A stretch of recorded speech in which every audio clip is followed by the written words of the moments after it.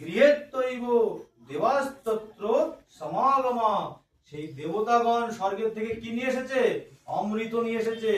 যে অমৃত পাওয়ার জন্য ভগবানের একই সঙ্গে 4টে অবতার নিতে হয়েছে। সেই অমৃত কুম্ভ পাওয়ার জন্য, সেই অমৃত পেলে কি হয়? অমরত্ব হয়। সেই জন্য দেবতারা ভাগবত শোনার জন্য সেই অমৃত নিয়ে এসেছে। কাকে? সুখদেবের কাছে। সুখদেবের কাছে অমৃত নিয়ে এসেছে। এবং সেই তালে আর সুখদেব গোস্বামী কি বলেছে?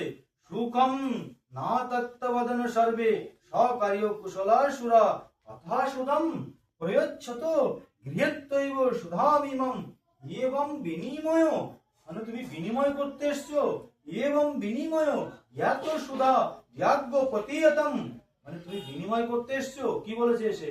যে পরীক্ষিতের তো সর্বদংশনের মৃত্যুর কথা আছে 7 দিনে, তাহলে এই সুধা কুম্ভ পরীক্ষিতকে দিয়ে দাও, ওকে ওটা পান করিয়ে দাও, ও অমর হয়ে যাবে। আর যে ভাগবত কথা রসামৃত সেটা আমাদেরকে দাও। কারা? দেবতাদেরকে দাও। দেবতারা কি নিয়ে এসেছে? অমৃত কুম্ভ নিয়ে এসেছে, কিন্তু ভক্তি ভাবে আসেনি। বলছে কি বলছে? এবং বিনিময় ইয়া তো সুধারাজ্ঞ প্রিয়তম। মানে তুমি এখানে বিনিময় করতে এসছো। ভগবত আসরে বিনিময় হয় না। সেই জন্যই বলে যে দেবতা মানব ইচ্ছন্তি সুখম ইচ্ছন্তি মানব।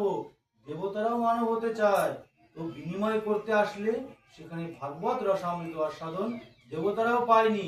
তাহলে কি? যে স্বর্গের যে অমৃত, অমৃতর থেকে মূল্যবান সেই কথারস কে পান করেছিল? পরীক্ষিত পান করেছিল। দেবতারা কুম্ভ নিয়ে এসেছিল, তাদেরকে দেয়নি। আর আমরা আমাদের সেই পরম কৃপা সৌভাগ্য অর্জন করিয়াছি, তাই সেই শ্রীমদ ভাগবত কথা রসামৃতের মধ্যে এসে আমরা পান করতে পেরেছি। প্রথমে কিভাবে পান করছে পরীক্ষিত, কিন্তু এখন পান করাটা কি? এইভাবে পান করতে হবে কিভাবে আমাদের, সেটাও এখানে বলবে। যে ভাগবত আসরের মধ্যে এসে বসাটা কোনো বিশিষ্টতা নয়। ভাগবতের কতটা আমার মধ্যে বসতে পেরেছে সেটাই হচ্ছে আমাদের কৃপা।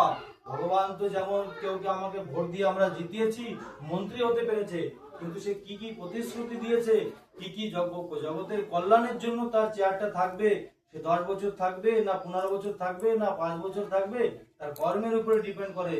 সেই জন্য আমরাও ভাগবত এসে আশাটা তো ভগবান নির্বাচন করে পাঠিয়েছে।